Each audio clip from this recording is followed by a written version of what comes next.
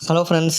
Game வந்து பார்த்தீங்கன்னா 6 ஓவரில் வந்து முடிஞ்சிருக்கு. தமிழன் ஓவரில் பொறுத்து பொறுத்து பார்த்து பொங்கி எழுந்து தமிழனை வச்சு செஞ்சுட்டார் விராட் கோலி அப்படின்னு தான் வந்து சொல்லணும். டெல்லி நிலைமை வந்து ரொம்ப மோசமாக தாங்க வந்திருக்கு. ஒரு மேட்ச் பார்த்தீங்கன்னா 250+ அடித்து தோற்று போகிறாங்க. அதே கிரவுண்டில் அடுத்த மேட்ச்சில் மோசமாக ஆடி 75 ரன்னுக்கு ஆல் அவுட் ஆகிருப்பாங்க. ஏதோ தப்பிச்சிட்டாங்கன்னு சொல்லலாம். யாருனால அப்படின்னா அபிஷேக் போரல் மற்றும் டேவிட் மில்லர், இவங்க 2 பேரால். இல்லைனா வந்து டோட்டலாக காலியாக இருப்பாங்க. நேரில் கிட்டத்தட்ட பார்த்தீங்கன்னா வரிசையாக ஒரு 6 பேட்டர்ஸ் 7 பேட்டர்ஸ் வந்து அப்படியே ஒற்றை இலக்கத்தில் வந்து அவுட் ஆகிருப்பாங்க. 10 ரன்னுக்குள்ளேயே 5 விக்கெட் போயிடுச்சு. ஏதோ ஒரு வழியாக அடித்து பிடிச்சி போராடி 75 ரன்னுக்கு ஆல் அவுட் ஆகிருப்பாங்க 16.3 ஓவரில். இன்னொரு புறம் வந்து நம்ம ஆர்சிபி டீமில் புவனேஸ்வர் குமார் மற்றும் ஹெசல்வுட் 2 பேருமே பாராட்டி ஆகணும். பவர் பிளேயில் கேமை முடிச்சிட்டாங்க. புவனேஸ்வர் குமார் 3 ஓவர் போட்டு 5 ரன்னை மட்டும் விட்டு கொடுத்து 3 விக்கெட்டு.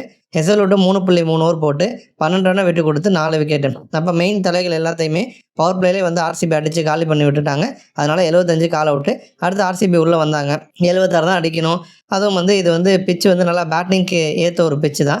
ரொம்ப அசால்ட்டாக ரொம்ப கேஷுவலாக தான் வந்து ஆர்சிபி பேட்டர்ஸ் வந்து ஆடினாங்க. அதில் வந்து பெத்தல் பார்த்தீங்கன்னா 20 ரன் அடித்து அவுட் ஆகிருப்பார். 2 6 அடிச்சிருப்பார்.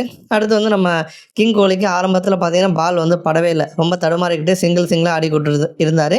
அடுத்து படிக்கல் வந்து ஒரு சைடு வந்து பிரித்து மேய்ஞ்சார். 13 பந்தில் 34 ரன், 3 4 3 6ன்னு படிக்கல் வந்து யூஸ்வலான அவருடைய ஆட்டத்தை வந்து ஆடினார். பொறுத்து பார்த்த விராட் கோலி பொங்கி எழுந்து தமிழன் ஓவரில் பார்த்தீங்க அப்படின்னா பேக் டு பேக் சிக்ஸர்களை வந்து பறக்க விட்டுருக்காரு. இப்போ இந்த கேமில் விராட் கோலி ஒரு 6 கூட வந்து அடிக்கலை. ஒரே ஒரு 4 மட்டும் ஆரம்பத்தில் அடித்தார். அதுக்கப்புறம் பெருசாக அவருக்கு வந்து டைமிங் வந்து கிடைக்கல. சிங்கிளாக ஆடிட்டு இருந்தார். ஆனால் வந்து நடராஜன் ஓவரில் பார்த்தீங்க அப்படின்னா அடுத்தடுத்து 2 6 அடித்து இந்த கேம் வந்து முடிச்சு வச்சுருப்பார்.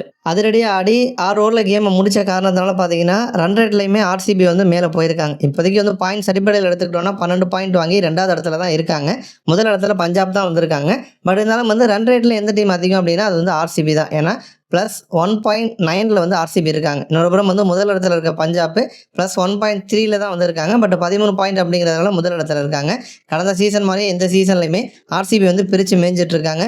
இந்த முறையும் கப்பு வாங்குவதற்கான வாய்ப்பு அதிகமாக இருக்குது. நன்றி.